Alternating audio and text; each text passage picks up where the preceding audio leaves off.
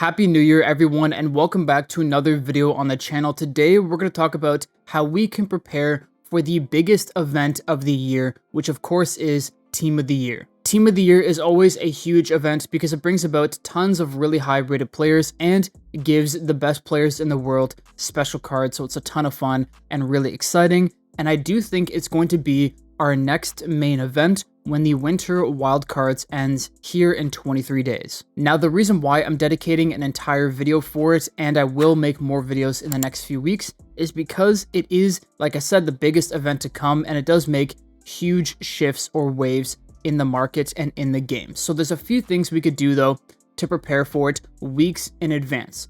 First is I would save your coins. If you're making coins from the winter wildcard event, if you're making coins from opening packs, whatever it may be, I would save your coins from here on out. And maybe even more importantly, I would save your gems, because when the event does come out, there definitely will be gem packs to open, and Team of the Year cards are definitely going to be cards you're going to want to have in your squad. So saving coins and saving gems is going to be really important, and that also means that we're going to want to make as many coins as we possibly can before then, because Team of the Year cards are always going to be really expensive. But not only that, there's likely going to be a massive market crash at that time, which will allow you to pick up really high rated or really meta players in game for really cheap. So it's a great time of year, and we're going to want to have as many coins as possible. Now, there's a few different ways that we can make coins leading up to the event. Of course, like I said, is playing the current event and getting rewards. The other one is playing the ebbs and flows of the market. So for example, Maldini here dropped all the way down to about 32, maybe even 31. Now he's back up to 35, 37. You can make some coins buying and selling him there. And of course, the main reason why he dropped so much in price was because of the weekend challenge that happens. What just happened? Okay. In the middle of recording, I got demoted in manager mode, but the weekend challenge that happens over here, it gives out an 88 to 95. It happens every weekend, or it has happened for the past 2 weekends and will likely happen for the next 2 to 3 weekends as long as this event is out. And it crashes the market every single weekend because it gives out such good players. So if that's something you want to do, you could play the ebbs and flows, buy good players when the market crashes on the weekend, and then sell them about midweek for a profit, which would be in about a day or two. You can also make more coins by investing in players for exchanges when the good exchanges come out. I know Nkuku was an exchange that a lot of people make coins with, so those are just some examples, but making coins and holding on to them for now is a great thing to do leading up to the event.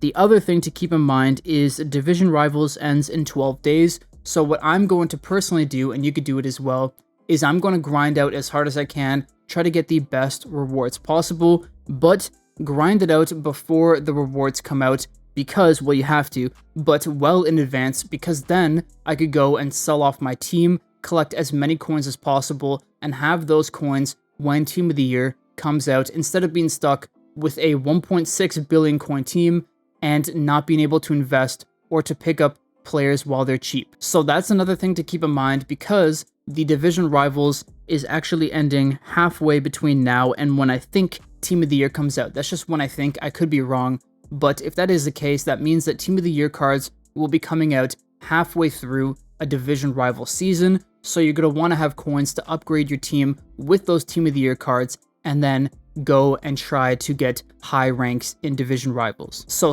far we talked about making and keeping coins, keeping your gems, grinding out Division Rivals, and selling off your team. The other few things that I would do is, one, hold on to any, let's say 84 to 88 rated cards, because they're going to be useful for exchanges. When the Team of the Year exchanges come out, you're going to want to have as much exchange fodder as possible so that you don't have to go into the market and buy a bunch of players to complete the exchanges. There's likely going to be exchanges where you could get, let's say 90 to 92, maybe even higher, you never know, but you're going to want to have players ready to go. So play through the events, get the rewards, get these players, and then hold on to them for the exchanges for Team of the Year, but you're going to want to accumulate as many players as possible. And of course, the more players you get, the bigger of a free-to-play squad you could build and work towards selling off the team that you already had. So those are all things that I would do leading up to the Team of the Year event. We don't know when it's going to come out. It could come out in February. It could come out next week.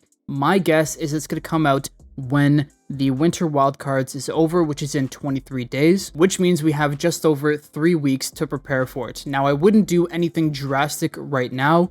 Like I said, I wouldn't sell off your entire team right now, but once you hit the rewards that you want to get for division rivals, then I would sell off your team, or at least some big players that will give you lots of coins that you think could go down in value if the market does crash. For example, in my case, having someone like Araujo, great defender, but there's going to be good defenders coming out with Team of the Year, and although he might be better than the Team of the Year defenders that come out, he will likely go down in value when the team first comes out, because people are going to be trying out the new cards and whatnot, and the market will be shaken up. So that's something to keep in mind. When I'm done my games, I'm going to sell off my Araujo, even though I love him, and just use free-to-play players. And then, of course, I'm going to try to get as many coins as I possibly can, and I'm not spending any gems or opening up any packs.